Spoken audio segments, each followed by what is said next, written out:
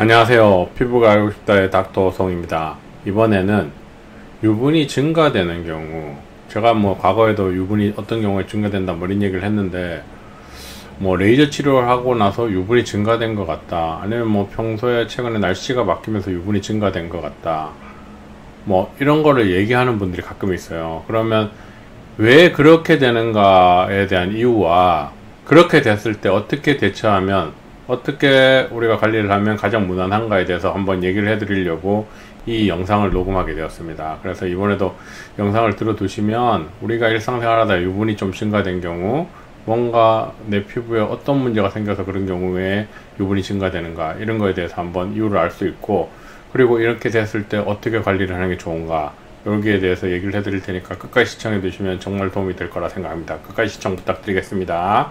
유분이 증가됐어요.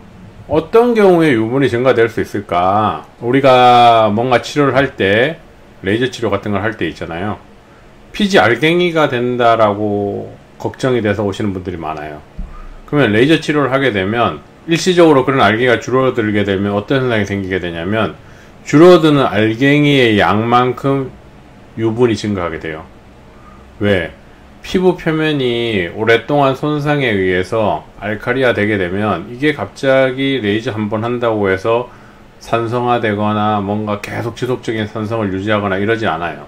그러면 시간이 지나면서 콜라겐 리모델링을 통해서 점점점 피부가 바뀌어갈 텐데, 그 기간 동안 그 과정 중에 어떠한 현상이 벌어지냐면, 우선 많이 끼던 피지 알갱이가 조금씩 덜 끼게 돼요. 물론 레이저를 초기에 했을 때는 다 없어지기도 해요. 왜냐하면 레이저 때문에 블랙헤드라든지 이런 것들이 다 날아가기 때문에, 이런 블랙헤드 같은 게 다 없어지게 되면, 와, 레이저 효과 대박이네, 처음부터 할 걸, 금방 할 걸, 이러다가 다시 알갱이가 되면 효과가 별로 없나 이렇게 생각하는데, 실제 그거는 레이저 이후에 그냥 알갱이가 날아가는 거고, 그 알갱이는 점점점 주는 형태로 피부가 좋아져야지만 건강한 피부를 바뀌게 되는 거예요.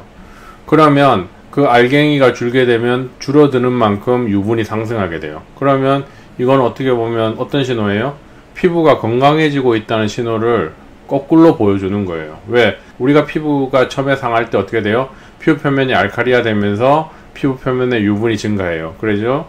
그 다음에 그 증가된 유분이 계속 증가하다가 결국은 그게 알갱이화 되는 양이 많아지고, 그러면서 코에 염증이 많아지고 코 모공이 커지게 되고, 그 과정이 계속 진행하게 되는데, 반대로 치료를 하게 되면 그게 거꾸로 일어나는 거예요. 알갱이화 되는 게 조금씩 줄어들면서 유분이 증가하게 되고, 그 증가된 유분이 시간이 점점 지나면서 콜라겐 리모델링을 통해서 피부 표면이 약산성화되면 그 양도 점점점 줄어드는 거예요. 왜? 더 이상 필요가 없어지니까.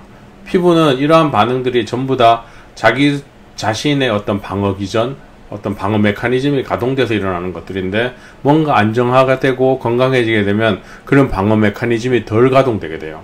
그래서 그런 과정들이 일어나면 많이 좋아지는 거라고 생각을 하시면 되고, 제가 옛날에 피부 보습을 언급할 때 가장 중요하다고 했던 게 뭐냐면, 우리가 피부 안이 건조해지게 되면 내 피부가 방어 기전으로 어떤 걸 행동해요?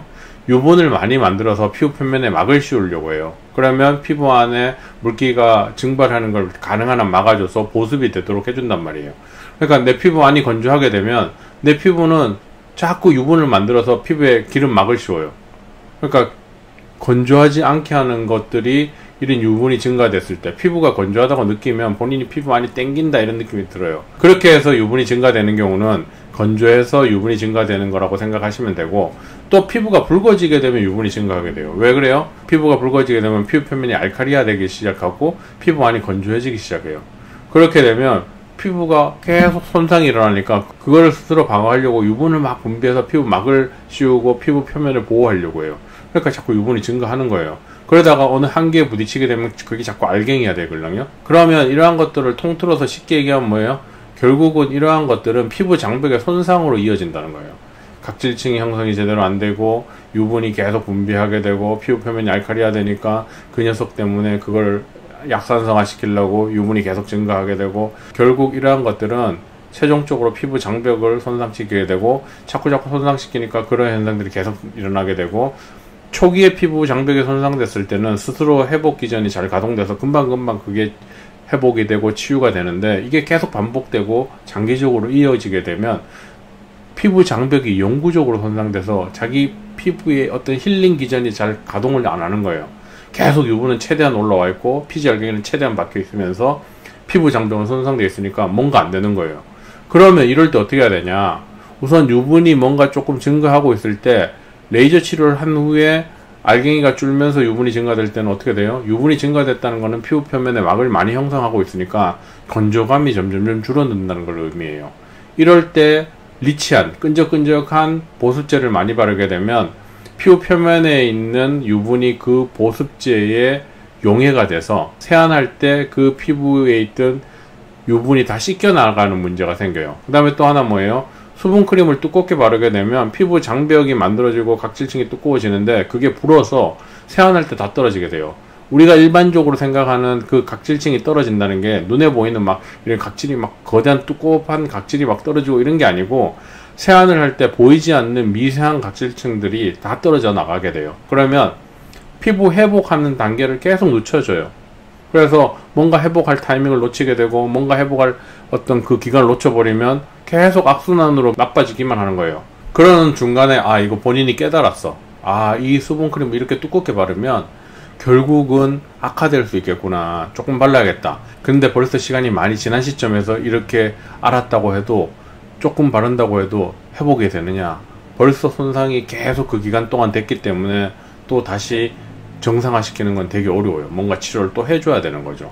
그런데 뭐 인터넷을 뒤지거나 뭐 정보의 그 홍수 속에서 우리가 TMI라고 해서 Too Much Information이라고 하잖아요. 그 쓸데없는 지식들이 너무 많이 다가오니까 이 환자 입장에서는 어떻게 할지 모르는 거예요.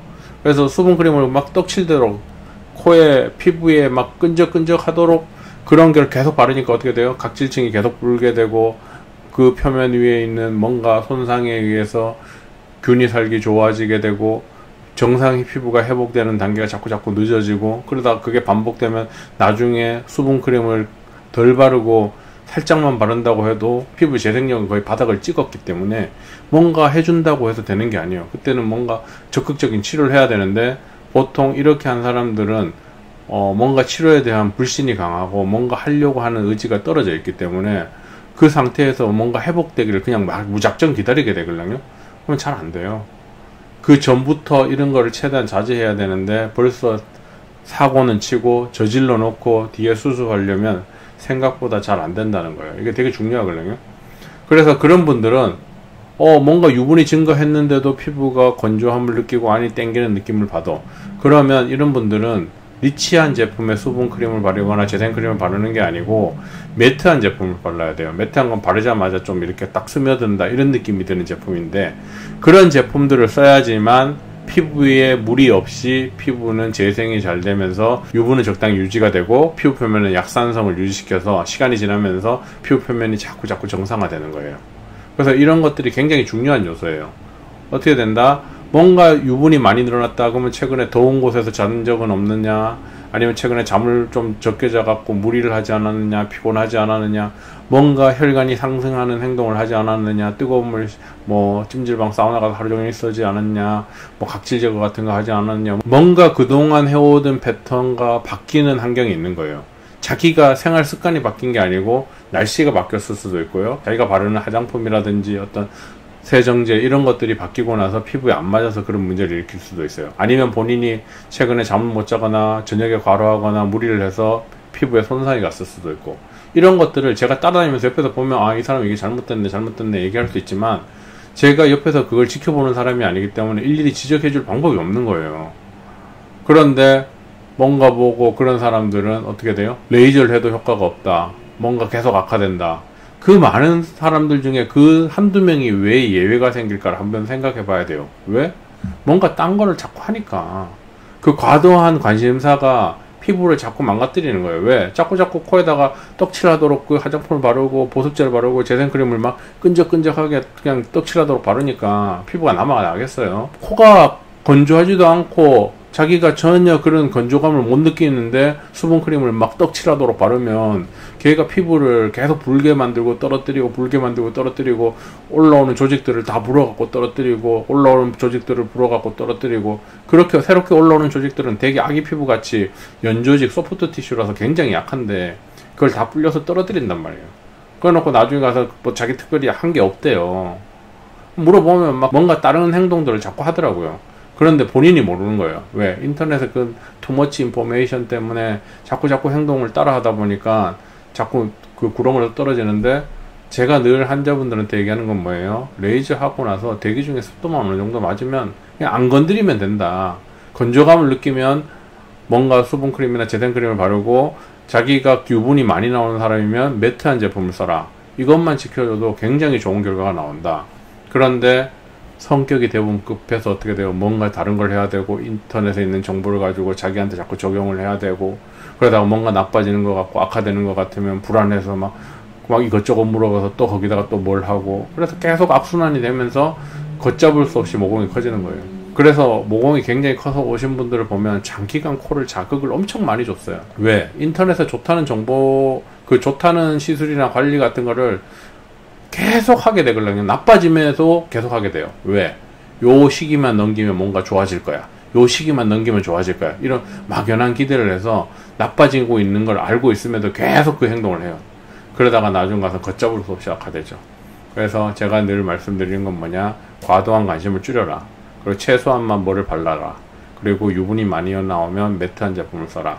그러면 여러분의 코 모공이라든지 피부에 있는 모공, 피부는 생각 외로 자기가 어떤 신경 쓴 거에 비해서 많이 좋아질 거라고 제가 자신합니다. 그래서 이번 방송도 피부에 어떨 때 유분이 증가되고, 그 증가된 유분이 있을 때 어떻게 관리하는 게 좋은가에 대해서 언급해 드렸습니다.